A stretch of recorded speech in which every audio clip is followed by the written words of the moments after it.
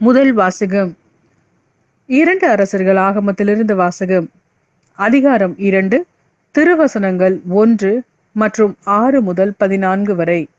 ஆண்டவர் எலியாவை சுழற்காற்றில் விண்ணுக்கு எடுத்துக்கொள்ள இருந்தபொழுது எலியாவும் எலிசாவும் கீழ்காலிலிருந்து புறப்பட்டு சென்றனர். மீண்டும் எலியா எலிசாவை நோக்கி, ஆண்டவர் என்னை யோர்தானுக்கு அனுப்பியுள்ளார், எனவே நீ இங்கேயே தங்கியிரு என்றார். அதற்கு அவர், வாழும் ஆண்டவர் மேல் ஆணை, உம் உயிர் மேல் ஆணை, நான் உம்மை விட்டு பிரிய மாட்டேன் என்றார். ஆகவே அவர்கள் இருவரும் தொடர்ந்து பயணம் செய்தனர். அவர்கள் யோர்தான் நதிக்கரை அடைந்து அங்கே நின்றனர். அவர்களை பின்தொடர்ந்து சென்ற இறைவாக்கினர் குழுவினர் 50 பேரும் சற்று தொலைவில் நின்று கொண்டனர். அப்பொழுது எலியா தம் போர்வையை எடுத்து சுருட்டி அதை கொண்டு நீரை அடித்தார். தண்ணீர் இருபுறமும் பிரிந்து கொள்ள இருவரும் உலர்ந்த தரை மீது நடந்து நதியை கடந்தனர். அவர்கள் அக்கறைக்கு சென்றவுடன் எலியா எலிசாவை நோக்கி, உன்னிடமிருந்து எடுத்து கொள்ளப்படும் முன் நான் உனக்கு என்ன செய்ய வேண்டும் என்று சொல் என்று கேட்டார். அதற்கு எலிசா, உமது ஆவி என் மீது 2 மடங்காக இருப்பதாக என்றார். எலியா அவரை நோக்கி, நீ கேட்பது கடினமான காரியம். உன்னிடமிருந்து நான் எடுத்து கொள்ளப்படும் போது நீ என்னை காண்பாயாகில் அது உனக்கு கிடைக்கும், இல்லையெனில் கிடைக்காது என்றார். இவர்கள் இவ்வாறு உரையாடி கொண்டு பலி நடந்து செல்கையில் இதோ நெருப்பு தேரும் நெருப்பு குதிரைகளும் திடீரென நடுவே வந்து அவர்களை பிரித்தன. எலியா சுழற்காற்றில் விண்ணகத்திற்கு சென்றார். எலிசா அதை கண்டு, என் தந்தாய், என் தந்தாய், இஸ்ரேலின் தேரே, அந்த தேரின் பாகனே என்று கதறினார். அதற்கு மேல் அவரால் அவரை காண முடியவில்லை.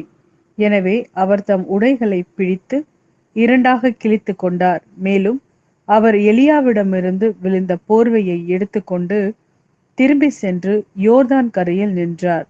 பின்பு அவர், எலியாவின் கடவுளாகிய ஆண்டவர் எங்கே இருக்கிறார் என்று சொல்லிக்கொண்டே எலியாவிடமிருந்து விழுந்த போர்வையினால் தண்ணீரை அடித்தார்.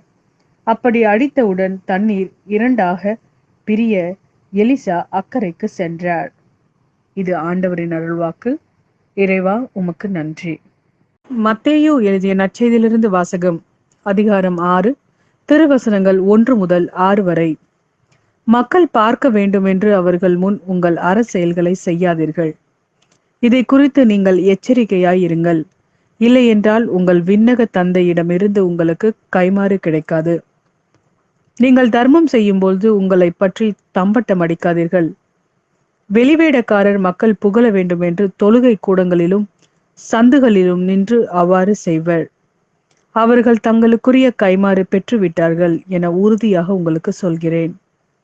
நீங்கள் தர்மம் செய்யும் பொழுது உங்கள் வலக்கை செய்வது இடக்கைக்கு தெரியாதிருக்கட்டும்.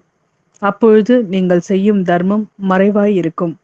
மறைவாய் உள்ளதை காணும் உங்கள் தந்தையும் உங்களுக்கு கைமாறு அளிப்பார். நீங்கள் இறைவனிடம் வேண்டும் பொழுது வெளிவேடக்காரரை போல் இருக்க வேண்டாம்.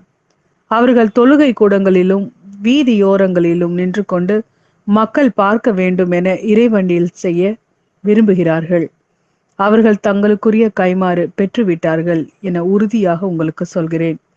ஆனால் நீங்கள் இறைவனிடம் வேண்டும் பொழுது உங்கள் உள்ளறைக்கு சென்று கதவை அடைத்து கொண்டு மறைவாய் உள்ள உங்கள் தந்தையை நோக்கி வேண்டுங்கள். மறைவாய் உள்ளத்தை காணும் உங்கள் தந்தையும் உங்களுக்கு கைமாறு அளிப்பார்.